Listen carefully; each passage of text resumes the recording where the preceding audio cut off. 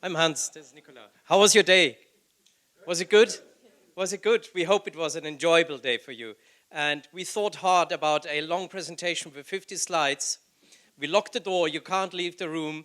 You need to be with us for all the presentations what we have, but actually we only have 8 messages for you. And not more. And we hope that you do remember these messages. It's all about accelerating Europe's media innovation. Number one message, what we want to convey to you is increasing prominence of media innovation research in EU programs. When you go out here, when you talk to your colleagues at the Commission, I think the message has to be, we need to innovate. We need to have the resources to innovate. And engage them in conversations. Explain why media is important. And we need to have a good proportion in terms of funding for our sector. We need a strong involvement of the startups, of the SMEs, of academics, of users, of broadcasters, private or public. Next one. I need to be fast. Empowering open innovation. Yes, of course. No long-term research programs with 3 or more years and at the end it's just paper. No. We want to see results. We want to be rapid in the prototyping. And as Dieter Bohn always said, we need to get on the floor of the users, which means bring in the innovations and let them try, let them grow at the users, at broadcasters or wherever media company where you go. And of course, the last point that was mentioned a couple of times today, having technologists doing stuff is cool. I'm an engineer. But at the end of the day, innovation is when you create value. And we need the creatives, in media in particular. So we need to build an environment where they work together. Cutting edge technologies for media. Here is something in red. So there are a lot of programs out these days supported by the Commission which actually use technologies which are extremely relevant for media, but when you look at the calls, there is no association to media. Then for us, it's of course difficult to respond to these calls. I'll give you one example, the high-level group on artificial intelligence. Who knows about this group? Cool, look for media. Look for one media representative. 0. So just carry this message maybe also away to the colleagues. But AI and data is extremely important to us, such as also immersive media, the language processing, in order also to personalize the media. And last but not least, I do think in Europe is enough know-how that we do not have to use all the time technologies coming from either the far west or the far east. Oh, thank you. And then actually the last one is not for me, it's for you. Nicola. It's not really the last one. We come now more to the policy, EU policy area, and we have heard a lot of times today. I take for you. Yes, please. That digital skills and media literacy and literacy skills are extremely important. And so this is something also a number of our members are very involved in and active. So what we really need are instruments which support the critical understanding of the avalanche of information, in particular also in the context of disinformation. Now, there are also some other policy issues which are probably more of a regulatory nature, and this is how are we going to deal with our platform environment. We heard in the morning from Karen, from Professor Dundas, what the situation really is. And yes, we need a fairer platform environment.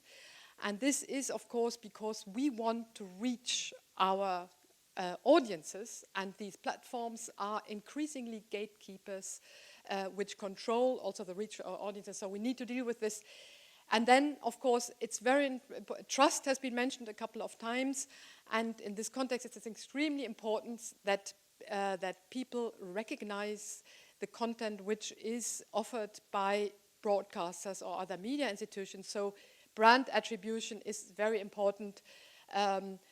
that is one of the key things EU has to work on, and we are hopeful that they will, because there have been a lot of announcements from the new commissioners who want to look at these issues.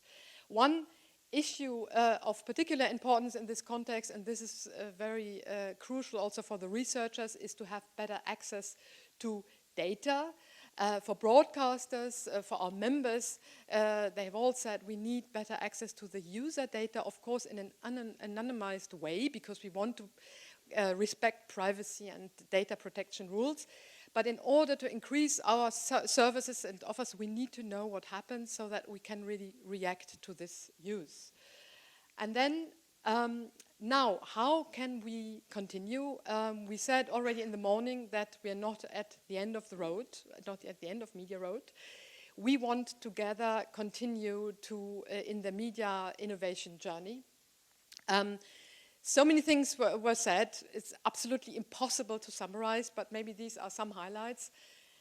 We have to be smart and grow the experts network. We have been working for 2 years, and actually before already, but now more intensively during the MediaRoad period, with a big network of experts from different fields.